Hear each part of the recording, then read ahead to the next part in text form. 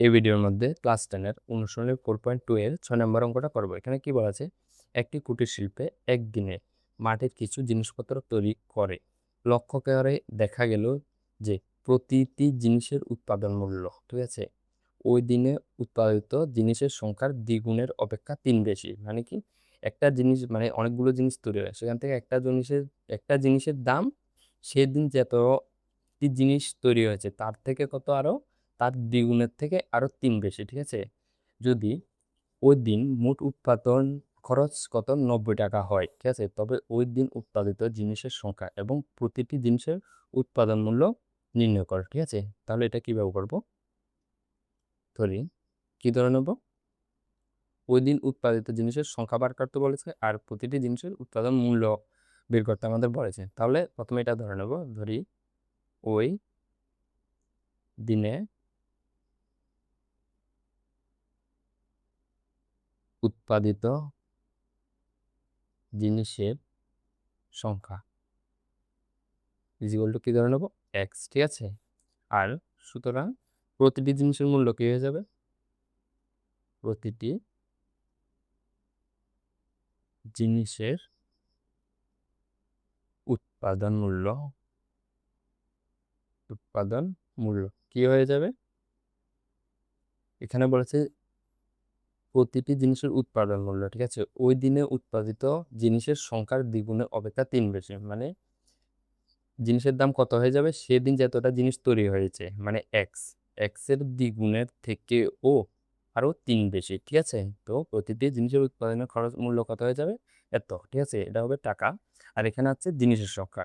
জিনিসের সংখ্যার সঙ্গে ধরো তোমার কাছে 10টা আছে, আর প্রতিটা আছে কত? ধরো 5 টাকা করে। তুমি যদি গুণ করে দাও টোটাল কত টাকা সেটা বেরিয়ে আসবে, ঠিক আছে। তো এখানেও সেম ভাবে দেখো, এটিকেও দিয়ে এটা হচ্ছে কয়টা জিনিস আর এটা হচ্ছে একটা জিনিসের দাম, তাহলে টোটাল সংখ্যাটার সাথে একটা জিনিসের দাম গুণ করে দিলে মোট খরচটা 90 টাকা এটা চলে আসবে, ঠিক আছে। তাহলে এক্স ইন্টু কত 2x + 3 যদি গুণ করে দিই কত আসবে? 90 টাকা। মানে কটা জিনিস আছে আর একটা খরচ দিয়ে গুণ করে দিয়েছি, 90 টাকা মানে মোট খরচ চলে আসবে, ঠিক আছে। তো এখানে কি হয়ে যাবে?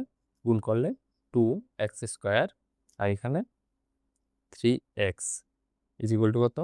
90। তাহলে 2x² + 3x - 90 ইজিক্যাল টু 0, ঠিক আছে।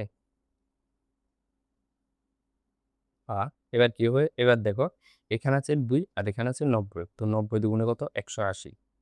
180। এবার 180-কে যদি মৌলিক উৎপাদকে বিশ্লেষণ করি, 2 দিয়ে যদি ভাগ করি 9 দুগুণে 18 আর একটা শূন্য আছে। আবার 2 দিয়ে ভাগ করলে 45 দুগুণে 90। আবার 2 দেওয়া যাবে না, এবার 3 দিয়ে ভাগ করতে পারো, তাহলে 3 15 45। আবার যদি আমরা 3 দিয়ে ভাগ করি 5, 3 5 15, ঠিক আছে। তাহলে 180 ইকুয়াল টু কত কত? 2 × 2 × 3 × 3 × 5, ঠিক আছে। এবার দেখো, আমাদের এখানে আছে মাইনাস, এখানে আছে প্লাস, তাহলে প্লাসে মাইনাসে মাইনাস, মানে বিয়োগ করে লিখতে হবে আর বানাতে হবে কত? 3। তাহলে এখানে যদি আমরা বিয়োগ করি, দেখো এটার সাথে যদি আমরা 3 5 কত, দেখো 3 5 হয় হচ্ছে 15, ঠিক আছে। আর এখানে কত? 2 দুগুণে 4 আর 3 4 12, ঠিক আছে। 12 × 15 180 ইকুয়াল টু, তো আমাদের বিয়োগ করে বানাতে হবে কত? বানাতে হবে 3। তাহলে 15 থেকে যদি 12 বিয়োগ করি, 15 - 12 বিয়োগ করলে 3 আসবে, ঠিক আছে। তো এখানে কি হয়ে যাবে? 3-এর জায়গায় 15 - 12, তাহলে 2x²। আর এখানে হচ্ছে প্লাস 3-এর জায়গায় 15 - 12 x - 90 ইকুয়াল টু 0, ঠিক আছে।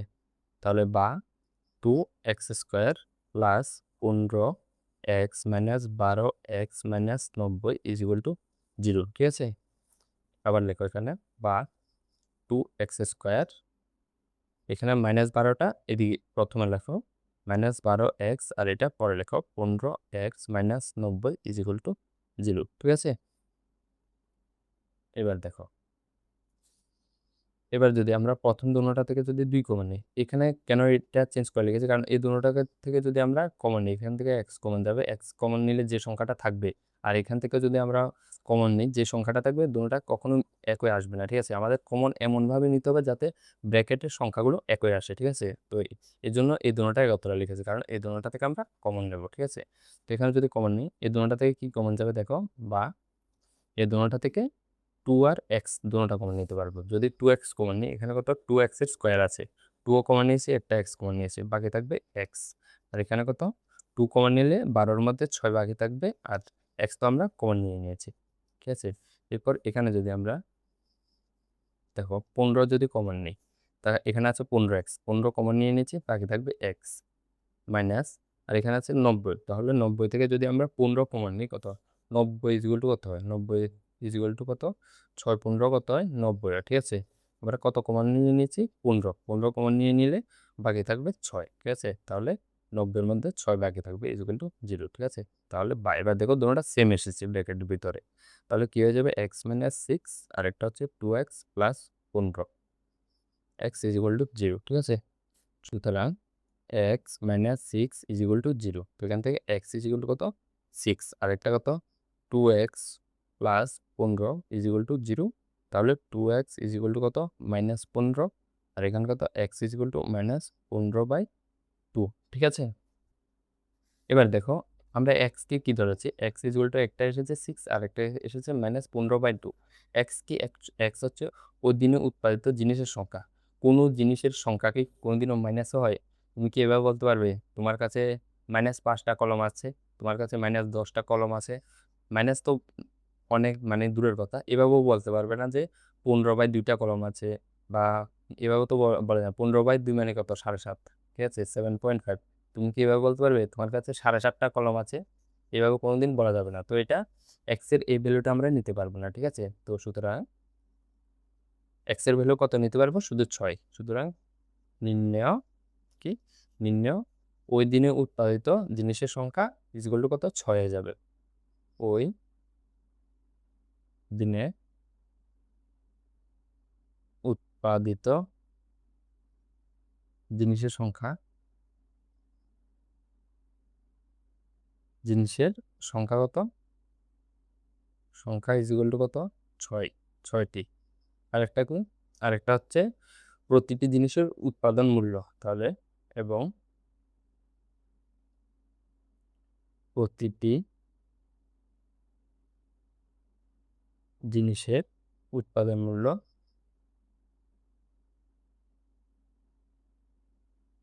মূল্য কত হয়ে যাবে,